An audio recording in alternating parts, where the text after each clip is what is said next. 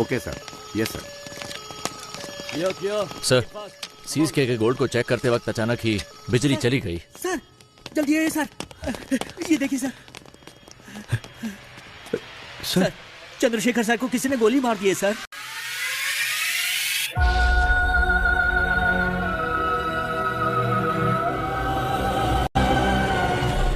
ये विषयवादी के बारे में सिटी कमिश्नर संजय ने अब तक कुछ भी नहीं कहा। Sir bullets.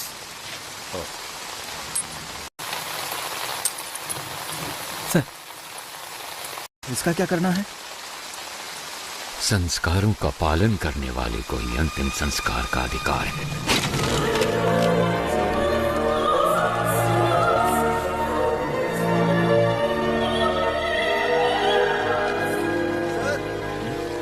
सीएम ऑफिस से कॉल आया है, कह रहे हैं इमरजेंसी है।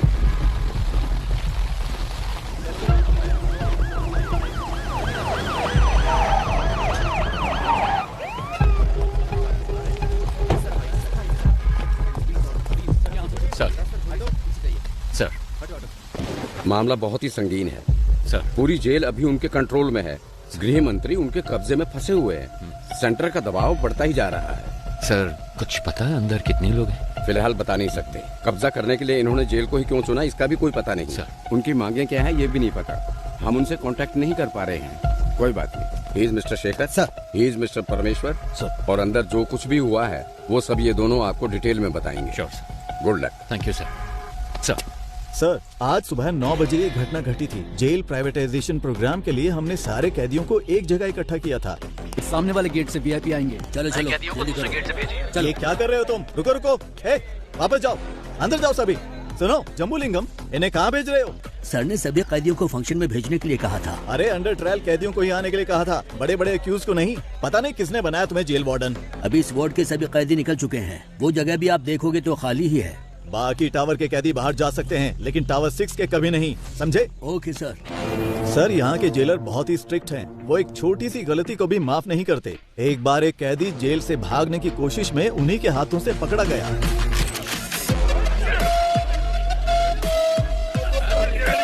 जोर से जोर से। हमारे सारे कैदी बहुत तंदुरुस्त हैं, है ना? हाँ सर। इसको ले जाकर हॉस्पिटल में एडमिट कर दो। जगह तुम, मुझे मेरी बीवी से मिलना है। अरे हटो। कैसी हो तुम? मैं ठीक हूँ, तुम कैसे हो? जमानत मिली क्या? वकील ने कहा है कल जमानत मिल जाएगी। और पैसे?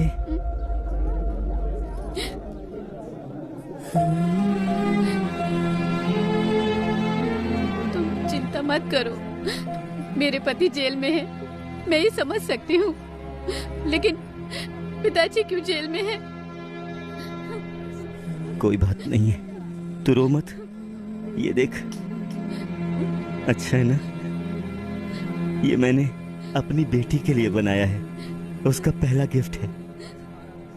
विपक्षी दल के प्रतिरोध के बावजूद सरकार ने जेल प्राइवेटाइजेशन बिल को पास कर दिया है। इस बिल के खिलाफ समूचे विपक्ष ने अपना असमर्थन दिखाया है। सरकार ने सीबीआई के रिटायर्ड हेड वामन श्रीनिवासन को इस जेल प्राइवेटाइजेशन की जिम्मेदारी सौंपी है। जेल की प्राइवेटाइजेशन का हर तरफ भारी विरोध हो रहा है। इस प्राइवेटाइजेशन के लिए retired CBI head Vaman Srinivasan और गृह मंत्री के साथ और भी अधिकारी आज जेल में आए हुए हैं। Okay, I know you have a lot of questions. Privatisation का मतलब है निजीकरण करना। जेल को हम नहीं चलाएंगे, वो तो सरकार का काम है। हम तो सिर्फ एडमिनिस्ट्रेशन को संभालेंगे। बस मैं इतना ही कहना चाहता हूँ। गलती किसी भी इंसान से हो सकती है और हमें उसे सुधारने का माहौल बनाना चाहिए, इसीलिए है ये प्राइवेटाइजेशन। ओके सर, हमने सुना है कि इस टेंडर के लिए आपने भ्रष्टाचार किया है, क्या ये सच है? What are you talking? I'm an ex-CBI, okay?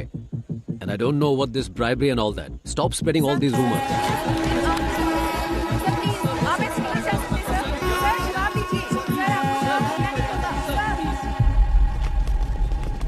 इस तरफ चलो जल्दी।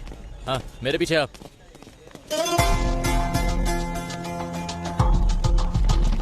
उसी वक्त हमारे अंदर के इन्फॉर्मर प्रसन्ना ने एक अहम इंफॉर्मेशन दी।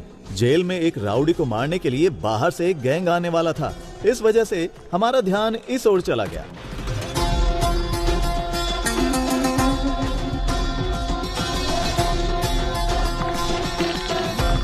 अंदर जाओ। कीर्ति, सर, इनकी डिटेल्स आने वाले कैदियों से मैच नहीं हो रही है, क्या करें? हे, कौन हो तुम लोग? आपको बताते आए हैं आज आईडी कार्ड दिखाइए, अंदर जाइए। प्रीत के साथ हम लगातार जेल के बाहर बने हुए हैं। जितनी भी यहाँ सॉरी वेरी सॉरी। शुरू करें। पहले आप हमारा ही चैनल देखिए क्योंकि सभी को नमस्कार। थोड़ी देर पहले वामन श्रीनिवासन सर और होम मिनिस्टर सर और हमारे आदरणीय मधु कुमारन सर भी सेंट्रल प्रिजन के अंदर गए हैं। प्रिजन प्राइवेटाइजेशन की भूमि पूजा कुछ ही देर में शुरू होने वाली है। और भी जानकारी के लिए देखते रहिए न्यूज़ 24 चैनल। कैमरामैन रमेश के साथ मैं आपकी लक्ष्मी। आपके जीवन स्तर को बेहतर बनाने के लिए ही हम ये प्राइवेटाइजेशन कर रहे हैं। अपनी गलतियों का एहसास किए बिना आप यहाँ कैदी बनकर रह सकते हैं या फिर गलती मानकर एक नया इंसान बनकर यहाँ से निकल सकते हैं। इसलिए है ये प्राइवेटाइजेशन। दुनिया के कई बड़े बड़े आप जानते ही होंगे कि भगवान कृष्ण का जन्म भी जेल में ही हुआ था। मतलब इस जगह पर भगवान पैदा हुए थे। लेकिन बाहर के लोगों को ऐसा लगता है कि अंदर जो भी है वो राक्षस है। आप जैसा देखना चाहते हैं वैसे ही ये दुनिया आपको दिखाती है। याद रखना, अगर आप भक्त प्रहलाद की तरह होते हैं तो आपको सिर्फ भगवान नजर आएंगे। Be alert. लेकिन अगर आप हिरण्यकश्यप बनकर रहेंगे, भगवान फिर भी दिखेंगे, लेकिन वो क्रोधित नरसिम्हा के अवतार में दिखेंगे। तो आपको अपने अंदर के क्रोध, घृणा और अहंकार सभी को अपने काबू में रखना होगा। क्रोधित हिरण्यकश्यप का क्या हुआ था जानते हैं? 6, 7, 8। वो कैसे कहते हैं इसे? वही मैं हूँ, तीनों लोगों का परमात्मा। हाँ, परमात्मा हूं मैं, तीनों लोगों का। बूम।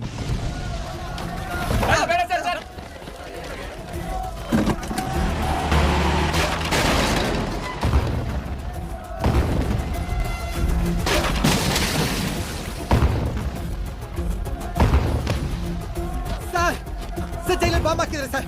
ಬಾಂಬ್ ಅಲ್ಲಿ ಚಿಲ್ಲಿ ಪೌಡರ್ ಹಾಕಿದ್ದಾರೆ ಸರ್. ಕಣ್ಣೆಲ್ಲ ಉರಿತಾರೆ sir. Please send me the backup sir.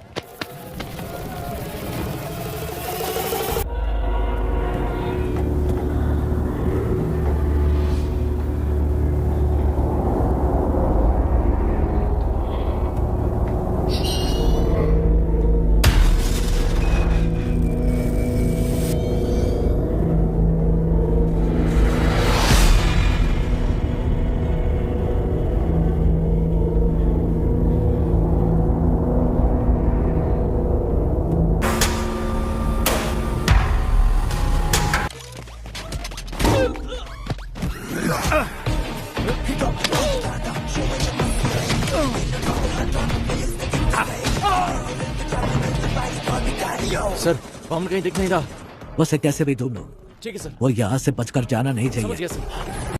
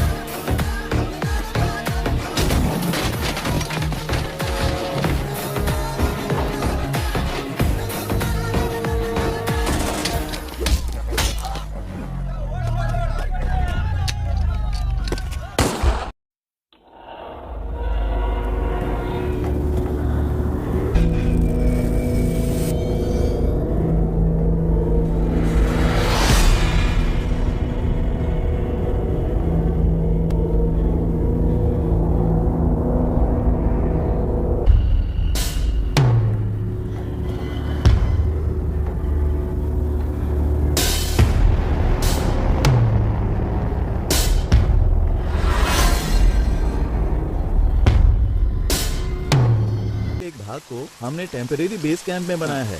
Sir, tower के पास जो है तकरीबन 140 से 150 कैदी हैं।